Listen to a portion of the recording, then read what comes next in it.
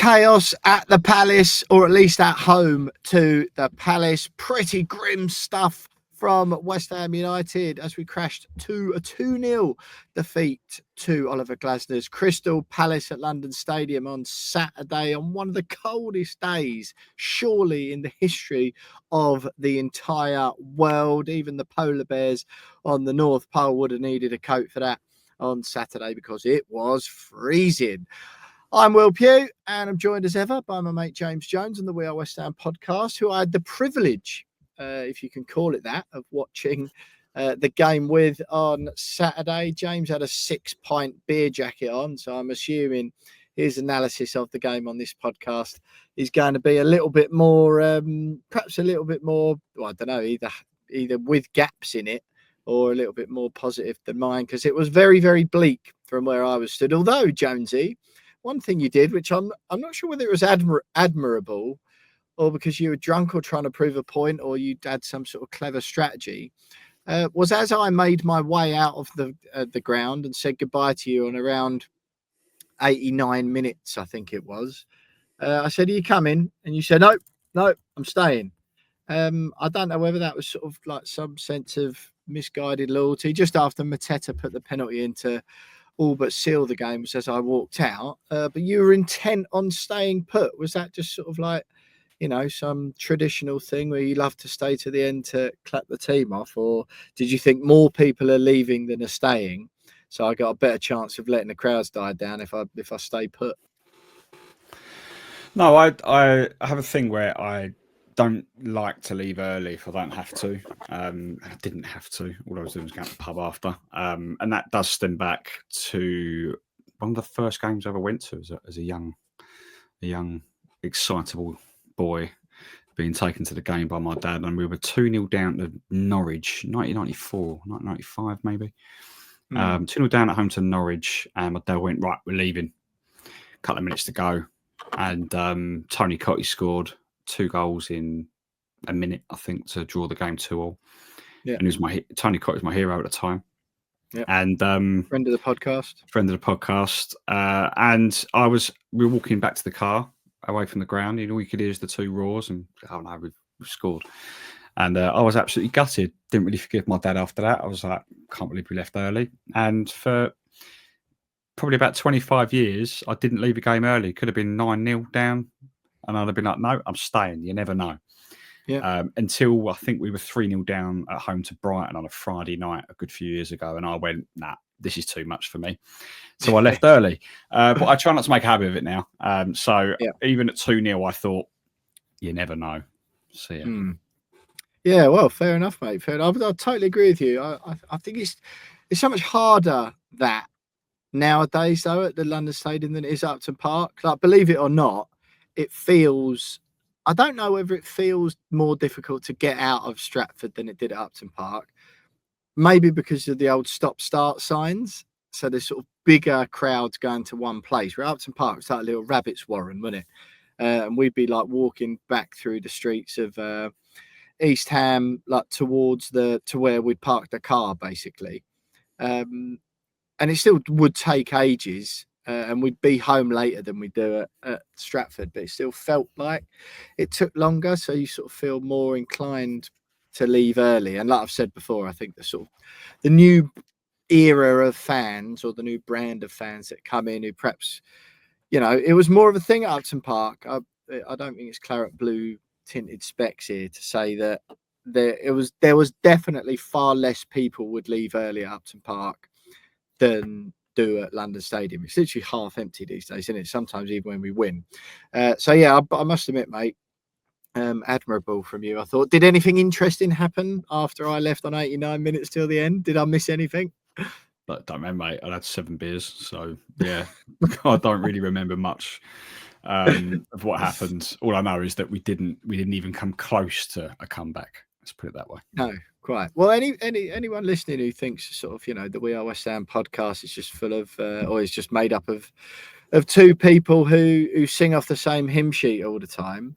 If ever you needed proof that James and I are at opposite ends of the scale, I'm in the midst of dry January. I had to watch all that sober on Saturday. And James, you'd had 6 pints before you even said hello to me. Having gone out for the game, you sort of turned up looking all like excited, as I was as well, to be fair. Do you think that your sort of state of inebriation for the game had a positive or a negative impact on your experience of it compared to mine? Positive, 100%, because because if I was going through that fitness 50 days no alcohol thing at the back end of last year, I'd have had to sit through that sober, and I wouldn't have been best pleased to drive home after watching that. Whereas I distinctly remember walking out the ground, really having no real feeling towards the result or the performance, and just going, "Oh, I look forward to seeing the boys in the pub in a minute." And that was it. And I barely gave it any thought until the following morning when I woke up and went, "Oh God, yeah, we lost, didn't we?" Did you also go, "Cool, my head hurts"? No, actually, I wasn't too bad. I went home a lot earlier than I would have done. So, No, right. So yeah. Yeah. Hugely surprising news, that's to me. Yeah, fair enough. Did anything exciting happen in the pub afterwards? You went and watched the Arsenal game again. I refused that in my bid to stay sober for the month. Well, nothing really interesting, other than they didn't have. I can't remember what the name of the pub was, but King Edward's or something, was it? Yeah, no, not King Eddie. It's one around the corner from the King Eddie, near the Abbey Tap. Yeah, not far from the Abbey Tap. But we went in there. It's down a little side road, and they didn't have the game on, but they did have the official LFC TV channel on the big screen where we were sitting. Kind of going, as in Liverpool Football Club, Liverpool's official television channel, and they just had that on, and they were like sort of showing stats of the game, and they were like showing live footage of the players warming down on Brentford's pitch and interviewing a couple of ex-players on the sidelines, and they were talking about their late win at Brentford, and I'm just like, don't really care about Liverpool, to be honest. I'd rather watch Arsenal lose. Yeah, quite. But yeah, other than that, nothing really interesting, to be fair. Fair enough. There we go. Right, we'll get into coming up on the podcast this week. It's not going to be too much to it, really. Me and James are going to have a chat about the Crystal Palace game next. A little bit of a breakdown about what what happened in the game. We'll do some messages from all of you who've been getting in touch. Particularly those on patreon.com/We Are West Ham podcast, where we've got a nice little community starting to build on there now. And we'll have a chat about that in a minute. The Crystal Palace breakdown, and we'll have a little bit of a look ahead to another game against Aston Villa. That'll be the tail end of the podcast, but of course we'll have the opposition view later on this week as a separate podcast. But we go to Aston Villa away in the Premier League on Sunday. So yeah, we'll have a bit of a review on the Palace game, where it leaves us, where it leaves Potter after his first few games. The youth players we'll have a chat about who got a chance and how we're feeling a few games into Graham Potter's tenure now. So stay with us for all of that. We'll start with some messages from you lot next. Right, James. Patreon.com/We Are West Ham podcast. That is where listeners to the We Are West Ham podcast can sign up for ad-free listening and to get access to the podcast a full day earlier than their non-paying counterparts. As we've said already, if you don't want to pay or you can't, you won't get a minute less content than than the Patreon members do, but you will get the podcast, like I say, a day later than those are. And miss out on the chance to get involved in some of the communities and stuff that the community message groups and stuff that we've got going on. We have launched that this season, and it's literally for a few quid every month, less than the price of a cup of coffee. It just helps me and James keep the We Are West Ham podcast going as a viable endeavour. As we've explained, a few professional personal changes for me and Jonesy in the last year or so means we've got quite a few more pressures on our time and our general commitments during the week. So we have had to take on Alex Smith, who is a West Ham season ticket holder friend of ours and a colleague, but we do have to pay Alex for all the work he does. He does all the editing, all the socials, all the background stuff, which is a significant part of this podcast. So yeah, the long and short of it is, we don't mind, obviously, like James and I, giving the time. We've been doing it for 5 years now, since it was a live radio show. But yeah, we don't really want to, don't mind it costing us our time, which is also precious, but don't really want it costing us our money as well to keep this thing going for free. So we've asked if you can support us. We would really appreciate it. Patreon.com/We Are West Ham Podcast. We're delighted, James, with all of the sign-ups we've had so far. We would urge you to keep it going if you like what we do, and you want to hear the West Ham, the We Are West Ham podcast going this season and beyond, then do go over to patreon.com/We Are West Ham podcast and sign up there. What's really delighted me, Jonesy, we'll get onto some messages in a minute, but is the people who signed up already. Thank you so much.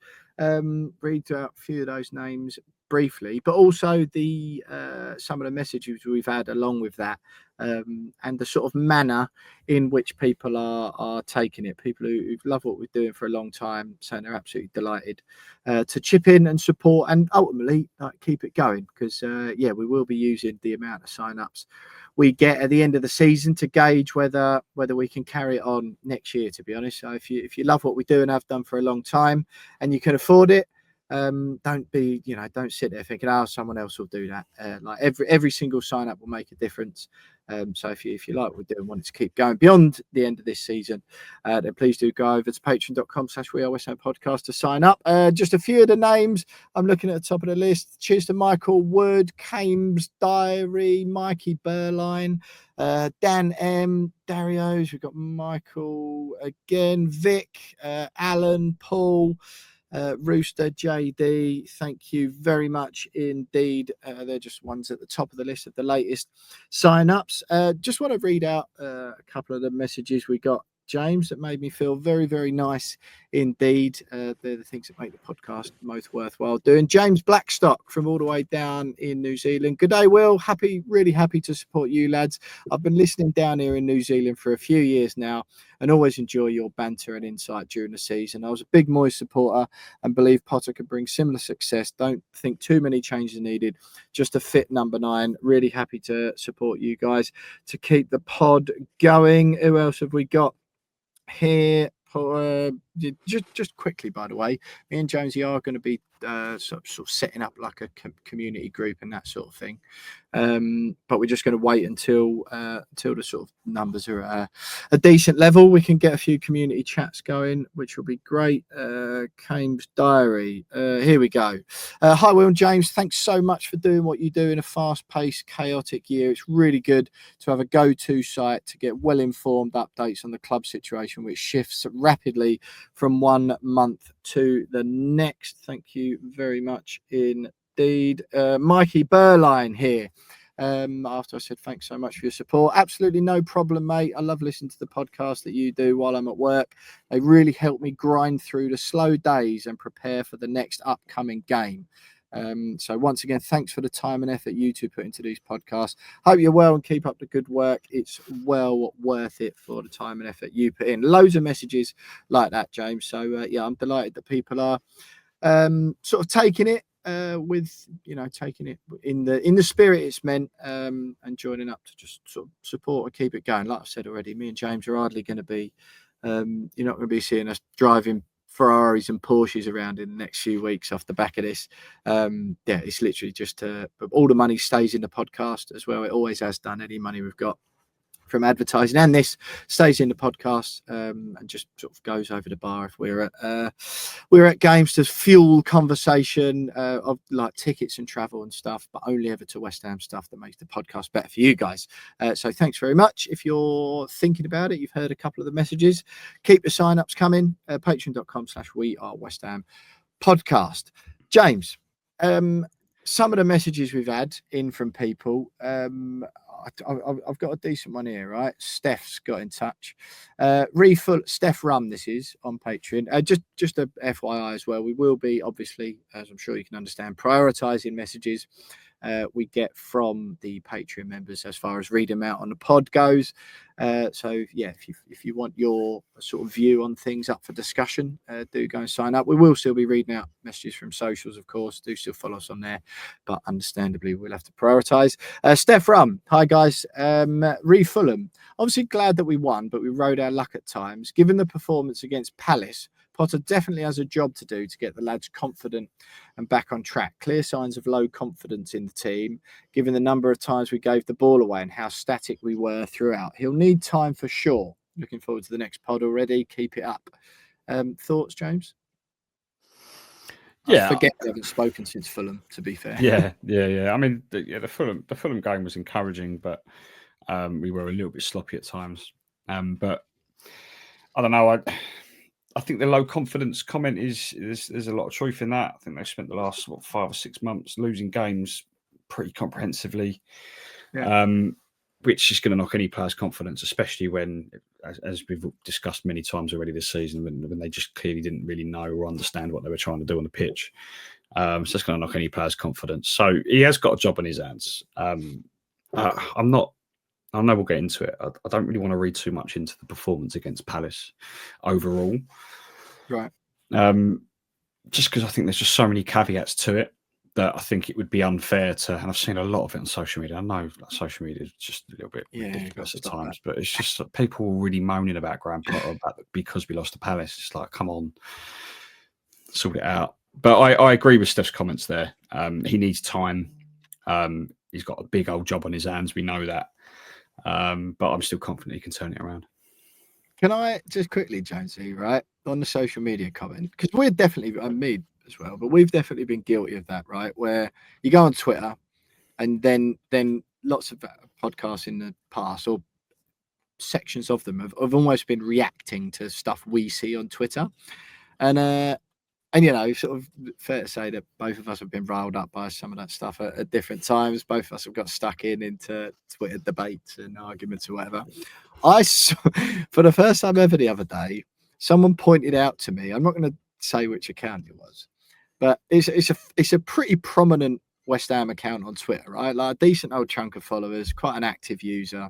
Like not backward in coming forward when it comes to giving their views. And someone pointed him out to me in person the other day, and it was like the starkest reminder ever that, like, I need to stop, like, like taking what people say on Twitter as like gospel. Like, I was sort of they were pointing it out to me, and then like I sort of like was kind of involved in a conversation they were in, and you could hear some of the stuff coming out of their mouths, and I was like, oh yeah, it was like a proper stark reminder that these are the sort of people who just lose their rag on Twitter and just put absolutely ridiculous stuff out. Like, you don't have to pay heed to everything you read on Twitter. Some of it is just mental, like some of it's just absolutely ridiculous waffle, and then you sort of see the people who are like behind it, and you think, oh yeah, like proper, like it was the literal visual definition of what you'd think a keyboard warrior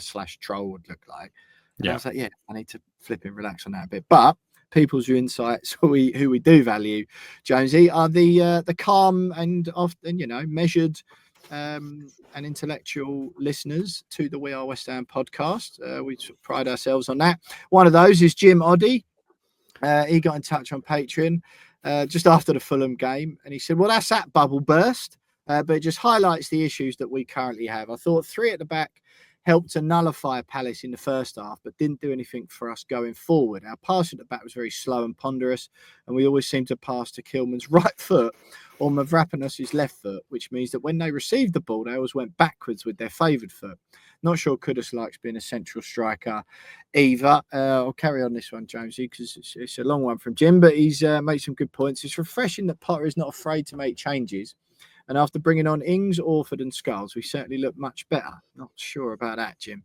It's certainly good to see the kids getting a go. In fact, I thought we had our best spell after the sending off, but given the penalty away, was obviously took the wind out of ourselves. I think, like James, as far as Forest goes, I do not like Palace. The playoff defeat in 0-4 still rankles, but it still looks better. And the fact Orford and Skulls have had game time is good. Suspect Casey may start at Villa if Tadebo's still injured, and Mavropanos is suspended, which may not be a bad thing either.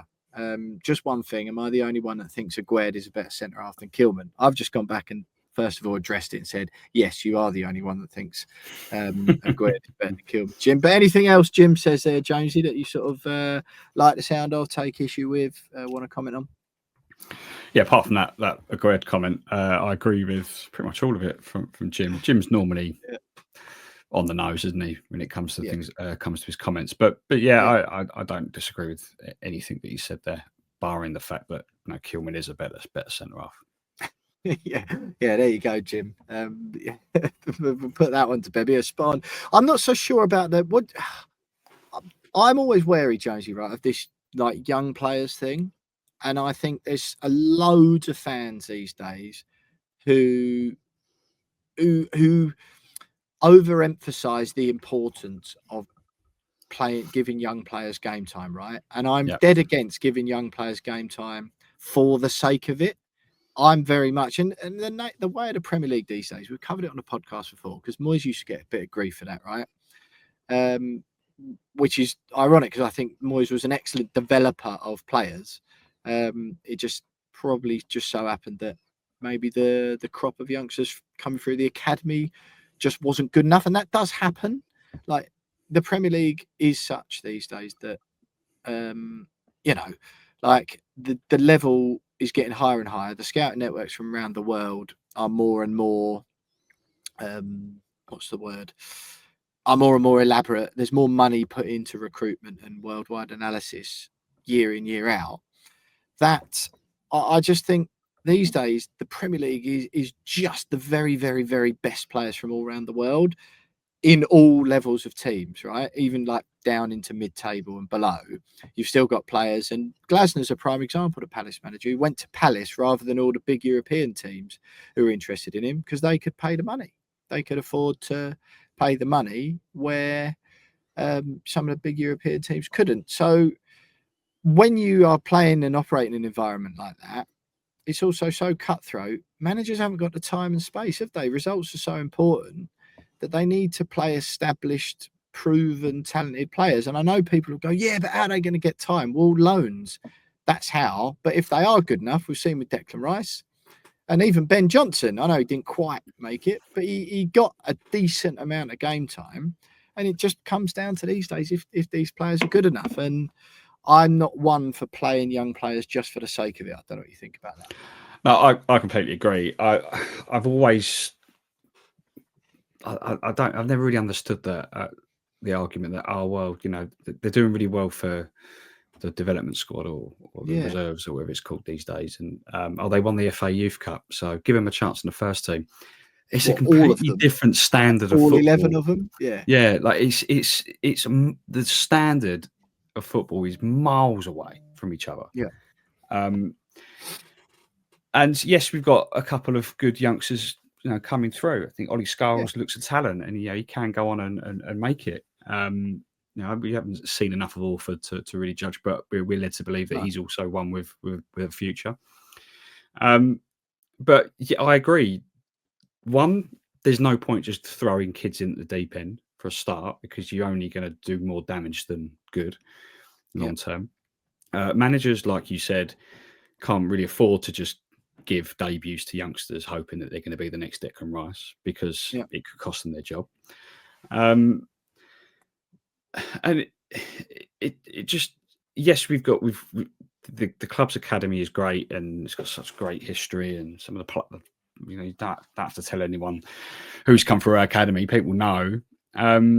So yes, we want to see. We pride ourselves as a football club to have more youngsters coming through and making it. Ben Johnson, you said there, he didn't really make it. He made over 100 appearances for West Ham. Yeah, so he's just not there anymore. He was never our best right back. No, but no, he made over 100 appearances. But I find that actually the youngsters that go on and make it are the ones that kind of almost they just appear in the first team and then just never go away. Declan Rice was like that. Yeah. He had that. He made his debut on the last day of the season at Burnley away, and then the following year he was starting in the Premier League for us, and that was it. Yeah. And he was just there, and it was almost like almost you kind of just thought he was there all the time. Yeah. So kind of just giving players like the odd minutes here and there. Yes, it can work, but sometimes it just, if they're good enough, they'll be in the team already. Yeah, And but like, if they're not getting game time, it's because the manager either doesn't rate them as much as other people think, social media rates them, yeah, or they're or they haven't got the confidence yeah, they need to be bedding a little bit. But it's also, yeah. like you mentioned, the loan situation as well. We're rubbish at sending youngsters out on loan, like Well, George terrible. Earthy, you told me that we were chatting about him, weren't we, on Saturday? He's at Bristol City at the moment, can't get a sniff. Can't get a game. The only one out on loan at the moment that's doing well is Dan Potts at Mm. Portsmouth. They absolutely love him down there, and like he's smashing it in Is the it Freddie championship. Potts? Oh, sorry, Freddie Potts. Yeah, Dan Potts Dan is like a Potts. journeyman Dan, Luton yeah, legend it's now, isn't he? Luton. Yeah, Freddie Potts. But like he's absolutely smashing it down there. But again, like he's smashing it for Portsmouth. That's no guarantee that if we were saying No, people going, "Oh, exactly. recall him. We need a midfielder."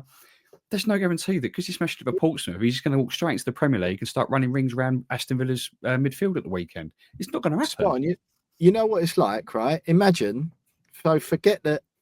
Imagine it's not a loan player. Imagine if in the summer, right, West Ham just went out and signed a Portsmouth midfielder. It was like, he's our number one signing now. Yeah, Fans would be fuming. yeah, And if you went, no, he smashed it for Portsmouth last year, you'd be like, right, so he smashed it for Portsmouth. So that means West Ham have gone and signed him and want him to be our number one midfielder. yeah, Just doesn't happen, does it? Even Flynn Downs, he's a really good example, right? It's from Brentwood, West Ham supporter. And like, he come in. It was like when we signed him from Swansea. He'd been playing really well. He was like really good in the Championship, one of the Championship's better players. Right, a little bit older, and he had all the the backstory.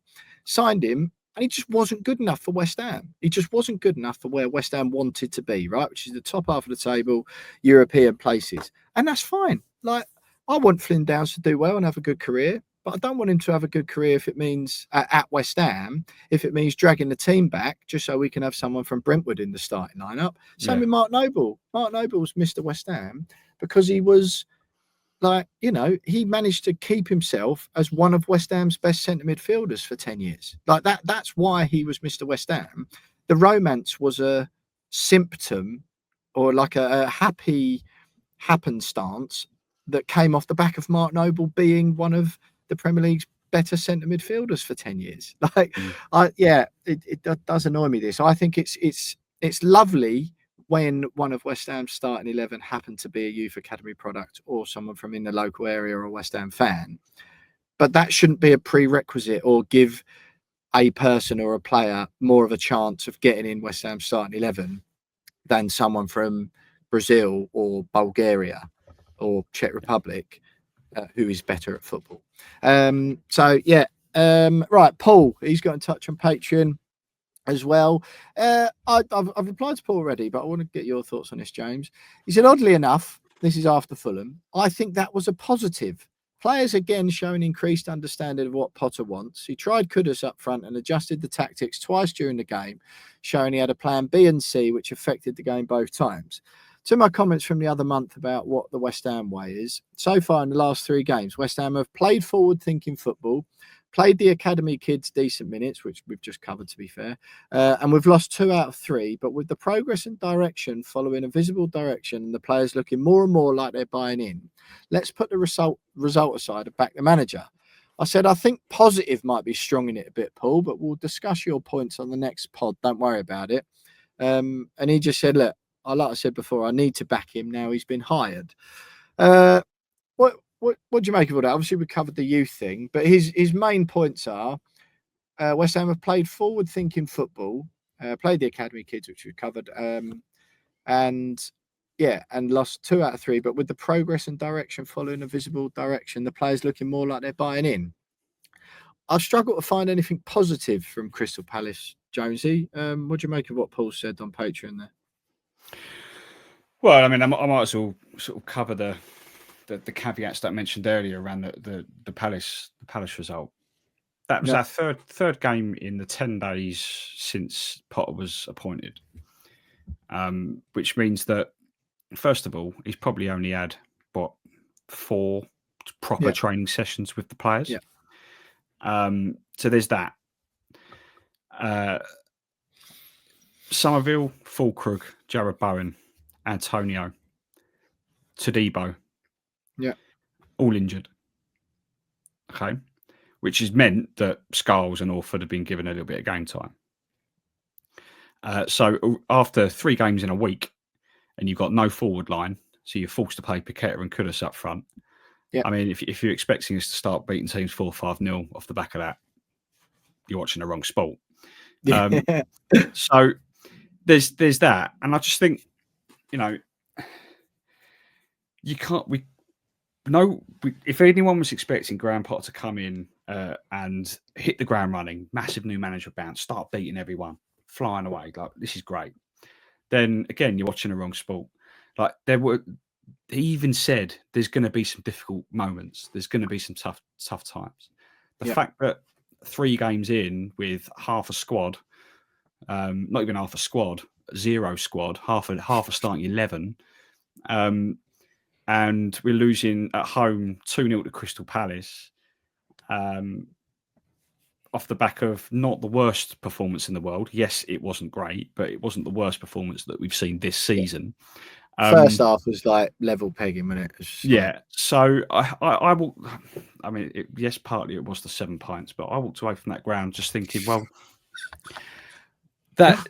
No one's going to look back and go, "Cord, do you remember?" Like in a year's time, go, "Cord, do you remember Potter's 3rd game in charge? What a terrible result that was!" Like, this is the very, very beginning. This is minute 1 of his West Ham career. Yeah. So I really struggle to find any like real negatives that I can cling on to and go, "That's a problem." I don't like that under Graham Potter. I do not like that. No, we need to remember that this isn't Graham. This isn't Graham Potter's West Ham United. This is Julian Lopetegui's West Ham United. Yeah. Graham Potter hasn't really played the system that he would like to play because he hasn't got the players to do it. And the players that he would normally have are all like injured. Yeah. So I just don't think we can read that much into it, if anything at all, into it at the moment. I think it's way too soon to even come to any kind of judgment. No, I agree, but I don't agree with your last bit there. I don't think it's too soon. And actually, but I think what you can read into it is not necessarily positive in as much as, oh, well, this is brilliant, but it's positive in as much as I just feel like we're at least set up like a normal football team. Well, again, as in, so, because look, let's be honest, you have to read into the early stuff because Lopetegui's whole West Ham management career was early stuff, basically. And that's what got him the chop in the end, because he wasn't changing things fast enough. So whilst it may not be having immediate results, I think it is important to read into what Potter's done so far. And what I like is the fact that, we're just like, some square pegs in some square holes with some, like players playing in their own positions. Aaron Wan-Bissaka against Palace did still seem determined to just roam around the pitch, doing whatever he likes. Muscle memory. Yeah, maybe it is that actually. But yeah. Just on that, though, I mean, I've seen far more, off the back of what I just said, I've seen far more positives than negatives in those 3 games. When you factor in, he's probably only had 4 proper training sessions. He's played 3 games in 10 days with half of starting 11. Like the Villa defeat in the FA Cup was unlucky. Yeah. Massively unlucky. And we played well. The Fulham game, yes, we conceded 2 goals, but we're not conceding 2 goals like that every single week in terms of they were crosses. Yeah, well, we're not scoring 2 goals. They did give us 2 as well. No. So you say that, but we forced them into those mistakes. Our pressing forced them into those mistakes. Ish. No, if you watch them back, both times we pressed. And that we were pressing in a way that we should have been doing under Lopetegui. Yeah. So yes, they made mistakes and they gifted us 2 goals, but actually we bought those 2 goals with the hard work. And then, yes, Palace wasn't good, but Potter came out afterwards and said it was 1 game too many after 10 days of trying to, pay Provo a load of cracks of half an injured squad and all that. So I think there's a lot of positives, and I've got nothing to complain about, oddly enough. No, fair enough. All right. Look, another message here. Kames Diary. That's just the username. Doesn't give full name there, but on Patreon again. I'm okay with Graham Potter coming in as head coach. Seems to have a good tactical brain. I feel sad about Mikel Antonio and Jared Bowen being injured because it's weakened the team and bad luck. I'm not so sure about Antonio, but I'll take your point. This is interesting though, James. Want to hear this, right? I'm concerned about the toxic relationship between some Hammers fans and the directors, especially Sullivan and Brady. I don't think they understand how emotional the fans are about their history and what it means for East London and Essex. Directors think it's just running a business. They don't get the community network side of it, in my opinion. Also, strong characters such as Bobby Moore and Trevor Brooking have been role models for a lot of young people growing up, and that concept is more important for London as a safe place to live and work. Now, I was sort of a bit of an intriguing one. I've just sort of been making a point of asking new members who sign up to the Patreon how they feel about West Ham at the moment, right? Sort of giving people the chance to sort of comment on anything they want. What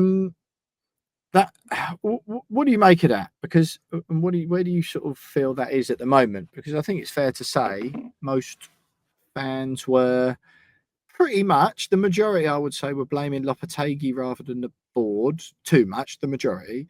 And then now it feels like, all right, might have been a little bit too late with the light Potter in the summer, but that couldn't happen at the time. Graham Potter wasn't as open to it in the summer as he was when it eventually came to him. So it's easy to say that, but I don't think it's quite as simple as that. But where do you sort of feel that relationship's at now with the fans and the board, and like particularly around giving the appointment and stuff? Just an interesting thing to sort of like not everyone's focusing on that at the moment, I don't think. No, I think that Potter coming in has been a distraction to it, but it won't go away. It's always going to be bubbling under the surface. I think there are a lot of fans that are almost sitting there waiting for another excuse to point the finger at the board, rightly or wrongly. I've literally seen it this morning. Someone blaming David Sullivan for You've seen it on Twitter, though, haven't you? Yeah, You've all seen the it on injury. Twitter. Apparently, the reason why Graham Potter's got a makeshift starting 11 at the moment is because it's all David Sullivan's fault. Because he's the one. He was the one that presumably he was the one driving the car that Mikel Antonio was in. Presumably he was the one that Jared Bowen kicked when he was playing for Liverpool. Where was it? Thaden Boys, wasn't it? Thaden Boys. It was in and around. So it was probably David Sullivan does live near there. He maybe was driving home from Sully's house. You never know, or maybe driving to there. But he'd pop in there to pick up his Christmas bonus or something. But I don't know. Yeah. I just think that's proof. Okay, that's only one fan, but I can guarantee there are a lot of people underneath that comment probably agreeing with him. But that's always going to be there. But I just think? That's why I think regardless, doesn't matter. We could be winning the Premier League. We could be where Nottingham Forest are right now, and there'd be people still finding an excuse because people do not like David Sullivan, regardless. They do not like the board, regardless. Karen Brady, regardless. They've made their minds up. We've spoken about it before.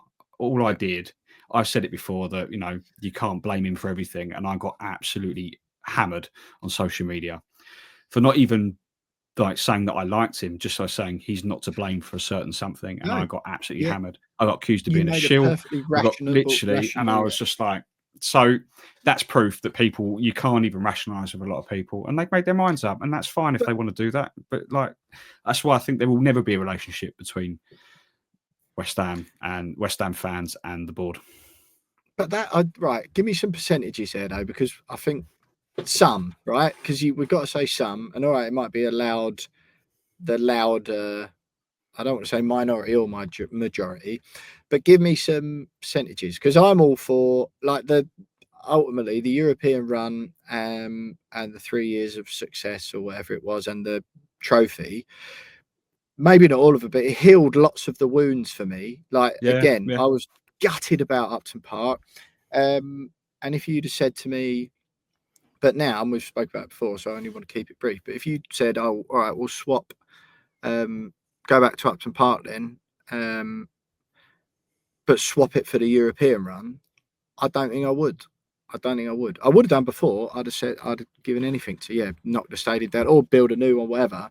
But given everything, and it healed a lot of the wounds as far as the club goes. I do think there's loads of, lots of positive stuff that does get done. I think there's significantly worse owners out there, significantly better ones too, I'm sure. And I understand why for some fans, irreparable damage has been done. For me, West Ham, just supporting West Ham, isn't the same as it was at Upton Park. Like, something has died, and it will always be like that forever, right? That is solely down to the board. There are still questions in my mind about how the excuse or the reason that the East Stand at Upton Park couldn't be developed, which I think would have been the perfect solution, to get Upton Park up to 55,000. It was given because of the bus depot down the back. Shock horror. Now we get the deal done and the old stadium gets sold for flats. That bus depot's now been moved, and we were told that there's no way, it's such a vital bus depot for East London, there's no way they can move it. Well, they couldn't if it was for a football stadium redevelopment, but you can for flats. So I'm not, but I just think there are, like you said, you took a fairly a very reasonable, rational position. And I think they do some things right and they do some things wrong. I'd like the whole structure and big decisions to feel a little bit more structured, perhaps like it does at Brighton, and to feel a little bit less, I think, as a board, or Sullivan particularly, I think it's quite lurchy sometimes. You sort of lurch from one thing to another, one style to another, one type of player to another. I'd like it to be a bit more rigid and structured, but I think there's loads of things that get done that are successes as well, that they're better at than lots of other clubs are, which I don't necessarily get credit for as well. So yeah, I just an interesting one at the moment, because for some fans, like you say, recently hasn't felt like the board is the top item on lots of fans' agendas, but clearly is some people. Right, one more just on the messages, Jonesy, before we wrap it up. Thanks again. Just like I was saying, patreon.com/We Are West Ham podcast. We'll always prioritise the messages we get on there to read them out on the pod. So Mikey Bierlein, you'll have to forgive me for the pronunciation of your surname there, Michael. Bierlein, James. Bierlein? Bierlein. Anyway, apologies, Michael. Mikey, excuse me.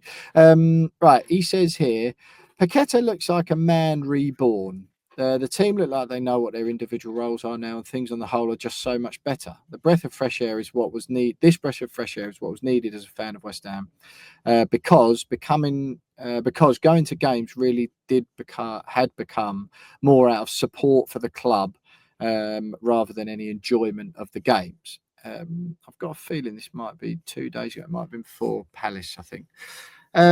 But just on Paqueta, man reborn. I tweeted after the Fulham game that, as annoying as him going down and diving and trying to win free kicks and losing the ball in key positions, which he does, which annoyed me, he worked his socks off that game up front in an unfamiliar position, did lots of ugly, unglamorous work. And if anything, all right, he did win a few free kicks, but I feel some of that stuff actually lets him down and leaves people thinking about that. Whereas on the whole, as talented of a player as he clearly is, and he likes to show off that side of his game, I think, which is why it annoys me, because lots of time that leads to him giving the ball away. And then it always seems like whenever he loses the ball, the other team are having a shot within no time. But what are your thoughts on Paqueta? Because I think certainly against Fulham, he worked his socks off, and I think overall he played really well, and he was unselfish and blah, blah, blah. I think Palace, less so, and he was pretty pants and got hooked pretty early. Yeah, when against Palace, I think Graham Potter said after that he was tired because he'd worked his socks off against Fulham. That's why he came off. He was hooked early. But yeah, I think we've seen a better Paqueta since Potter came in. Yes, he scored 2 goals. I find it still very difficult to really judge whether we're going to start seeing the best of him again, because he's been playing out of position. He's been forced to play out of position. Yeah. I really still don't know what his best position is, by the way. Well, true. Maybe I mean number 8, like 8, yeah. Not but 10. I'd love to see him playing as an 8 in a fully formed Graham Potter system, an established Graham Potter West Ham United team with him at an 8. I'd love to be able to see that. Whether we will get the chance to or not, it's a different matter. But yeah, he has been improved. It's just frustrating that he's been improved as a result of being forced to play up front and run his socks up front and be out of position. Yeah, fair enough, mate. Fair enough. Right, we'll sign off the messages for now. I just want to sign off with this one from JDD in Virginia, in the United States of America, which is absolutely brilliant. He says he's been listening to the podcast for a very, very, very long time now, years rather than months, which is brilliant, as loads of you have been and do. He said, listening to you and Jonesy Will is a highlight of the week during the season, and the show cracks me up laughing at least once an episode. I was driving home last week, heard my name pop up on the list of new Patreon supporters, and I had to smile. Thanks to you guys for putting together the show, and I wish I'd heard you in the live radio days. Wish you all the best. Come on, you Irons. Thanks very much to JDD. Just to reinforce that point there, we are West Ham, patreon.com/we are West Ham podcast. Me and Jonesy, we've got a number of sign-ups we need for us to keep the podcast going next season. We've had a great start with that, so we really appreciate everyone who's signed up so far, and we're on track to hit that. But in order to do that, we need to keep the subscribers ticking over and coming in. So yeah, JDD is one of many of you who've signed up so far and taken it in the right spirit. So if you feel like you can support us and you like what we do and want it to carry on beyond the end of this season, yeah, please do sign up. Patreon.com/we are West Ham podcast. Bit more of a detailed review on the Palace game next. Look ahead to Villa, and then that's it until the opposition view later this week. Stay with us. Right, James, we've covered lots of the points sort of generally around Palace there. So I think what we do, first of all, I think the first half was pretty even, pretty dull, but pretty even. That timing of Mateta's first goal on 48 minutes is infuriating, and the way the team just sort of backed off, everyone's annoyed by that, right? I don't think that's anything new. We can't add much to that. Obviously, the penalty at the end, that Mavropanos has been sent off already. 89 minutes sort of wraps the game up. I didn't really feel like we had much chance of getting anything out of it, to be honest. But so I want to just cover some players, right? Mavropanos, Kilman, and Guido Rodriguez, and Wan-Bissaka. So that's all I want to talk about in this segment. I think we go Mavropanos first. Friend of the show, Tom Rennie, texted me after the game and just said that he thinks Mavropanos is the worst defender we've had in my lifetime. I think he was strong in it a bit, but he said he's worse than Repka, Roger Johnson, and Paqueta. First of all, Repka's one of my favourite West Ham players of all time, so that's blasphemy. But he's not worse than Roger Johnson and Paqueta. Some brief thoughts on Mavropanos, because he just does have such a clanger and a silly decision in him every game. And we saw not one, but two yellow cards. And then even a couple of others, he just, does silly things and puts pressure on West Ham. Thoughts on Mavropanos quickly? Yeah, he does have a clanger in him. I know people disagree with me, a lot of people, and I know you would, but that high boot rule couldn't get in the bin. It's football, not head. You were not happy about that, were you? If you want to put your head where someone's going to be putting their foot, that's your problem. So those aren't the laws of the game, but yeah. Yeah, well, I mean, they shouldn't be the laws of the game. They should just. It wasn't a yellow card. It was a foul, but I don't think that's a yellow. It's called football. It's not headball. Simple as that. So yeah, there's that. But yeah, at the same time, I think we should be and could be doing a hell of a lot better than having him in defence.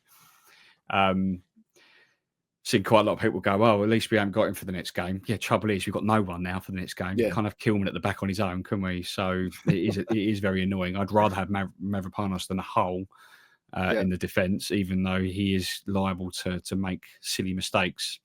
Yeah. But yeah. Kilman, he seems to be splitting fans at the moment.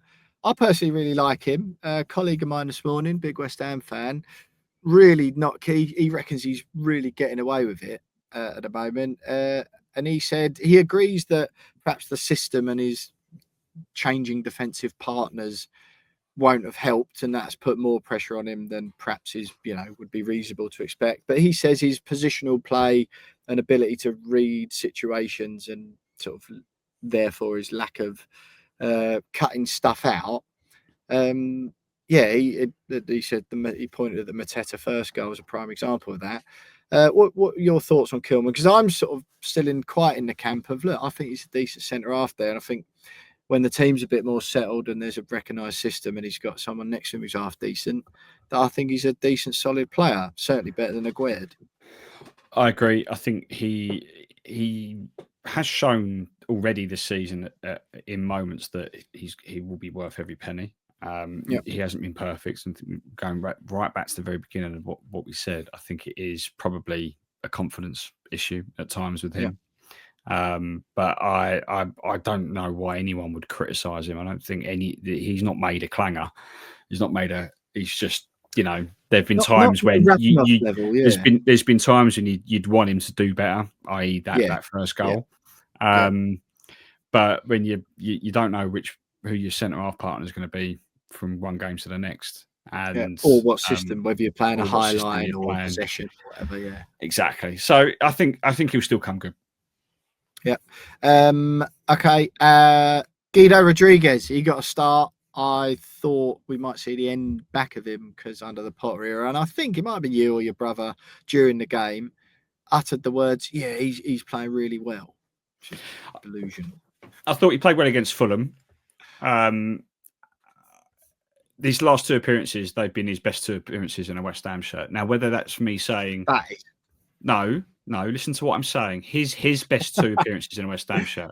Whether that means he's now our best midfielder and he's the best midfielder is a completely different story. World's lowest bar, that, but he is improved. I think against Fulham in particular, I thought he was improved. But yeah, I don't see a long-term future for him. And Wan-Bissaka? Muscle memory. Just needs to needs to unlearn the first half of the season, and I think he'll come good. Yeah, fair enough. Well, look, mate, we're 14th in the table. At least we're above Tottenham, 2 points above Tottenham, and 1 place above them if they get relegated. That will be hilarious. Just before we let everyone go, James, what's going to happen? Aston Villa away Sunday afternoon in the Premier League. I think we're going to lose 2-1 again. That's a positive. Right, thanks for listening, everyone. We'll have an Opposition View podcast for you later this week. Just a reminder that Patreon members will get that podcast a day earlier than the rest of you. Do sign up to patreon.com/wearewestham podcast. And I'm sort of banging the drum a bit on it at the moment, but the sooner we get to that magic number of sign-ups that me and Jonesy need to keep the podcast going next season, the quicker I'll shut up about it. I promise you that. Thanks so much to everyone who signed up so far. If you're thinking about it, now's the time to do it. End of the podcast will only take a couple of minutes, cost less than the price of a cup of coffee every month, and in return you get 2 podcasts a week, the reaction, a minimum 2, the reaction to the games, the Opposition View for the game coming up, plus ad-free listening, and you get every podcast 24 hours earlier than your non-paying counterparts. And of course, you can get involved in all the community chats with your fellow We Are West Ham podcast subscribers on the patreon.com community message section. Thanks for listening, everyone.